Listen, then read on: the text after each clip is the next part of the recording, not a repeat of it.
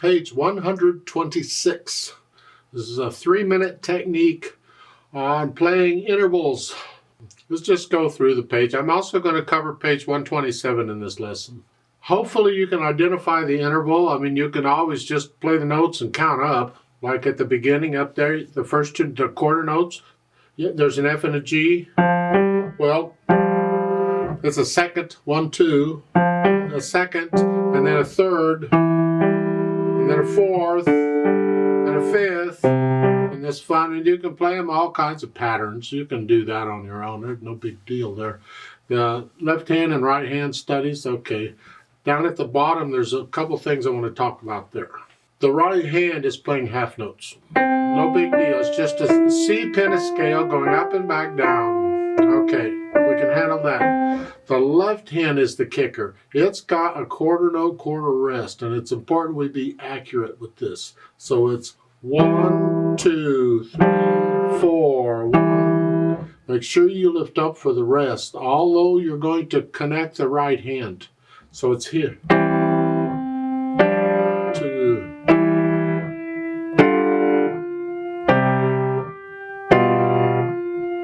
Get the idea?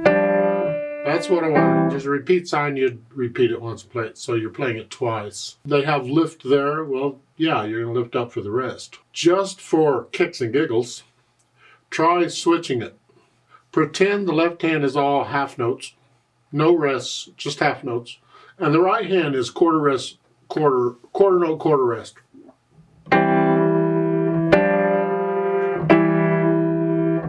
You can't really connect this, but it's not a full beat rest.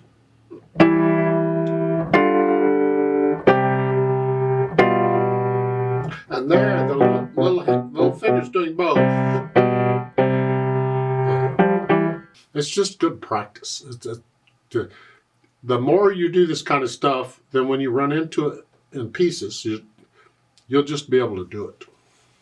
Then at the bottom of the page, they say transpose it to the D pentascale and the A major pentascale. Well, we already talked the pentascales. The D pentascale has a black key in the middle, here. So you just play it up there using the same finger numbers that you're doing.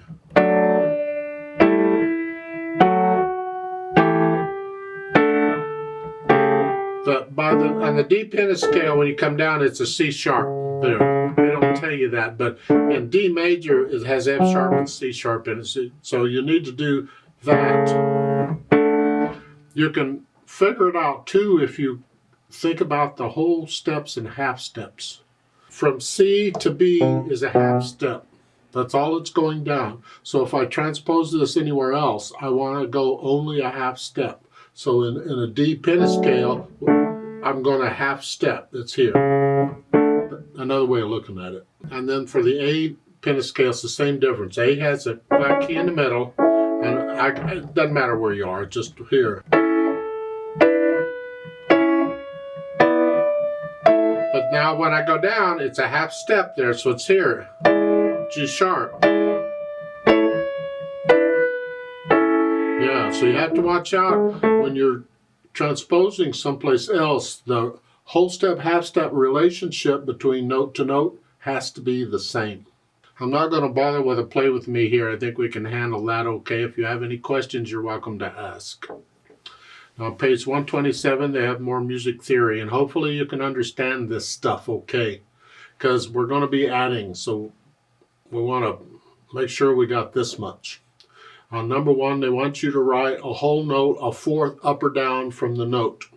And they tell you whether to go up or down. The first one, say down a fourth. Well, the note given is an A. If you go down a fourth, 1, 2, 3, 4, that would be an E. So you'd write in a whole note, E, where it goes, where an E is. Next one is up a fourth, well, the note given is a D. And they want to up a fourth, 1, 2, 3, 4, that would be a G. Remember when you're counting, the note you're starting on is 1. Don't start with 0. 1. So you go through all that. Then the number 2, it's a fifth, up or down. And the first note, treble clef is C. I want you to go up a fifth. Well, 1, 2, 3, 4, 5. It's a G. So you'd write in a whole note G in the staff. It actually goes right above the top line here. And the next one is down a fifth. That's bass clef. A. Down a fifth is 1, 2, 3, 4, 5. It's a D. So you can figure these out with the help of the piano. You can also count up or down in the staff. Just remember it's line space, line space, line space thing. So you're just counting down with the note wherever it is 1. And then let's take, for instance, the number 2 is the third one over. That's a G, way up there.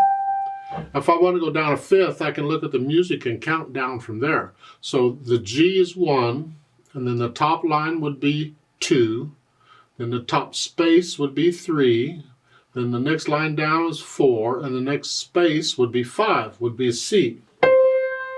C. You can count up and down just using the staff. You don't need a keyboard.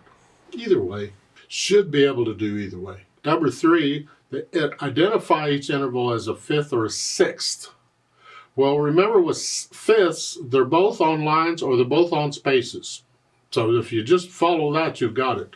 The first one, the first note's on a line and the second note's on a space. That's not a fifth, so it must be a sixth.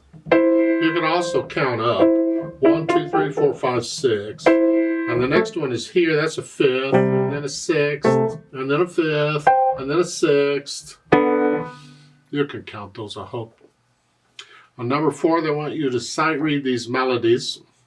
Okay. And then finally, the teacher or somebody will play these things, and you circle A or B. They have 1A, 1B, 2A, 2B. A and B is underneath it. You circle the A or the B. You don't have to circle the whole thing, just A or the B on what am I playing? And I'll let you find somebody who can read this and they can do that and they can drill you. You want to learn to hear this stuff. It's called oral training. The first one, if I do that, can you recognize that 1A matches that? Because 1B is that. You know, the notes are going different directions. Can you tell by listening to it what you're seeing in the music? Can you match the two? That's what that's for. Let me know if you have any questions.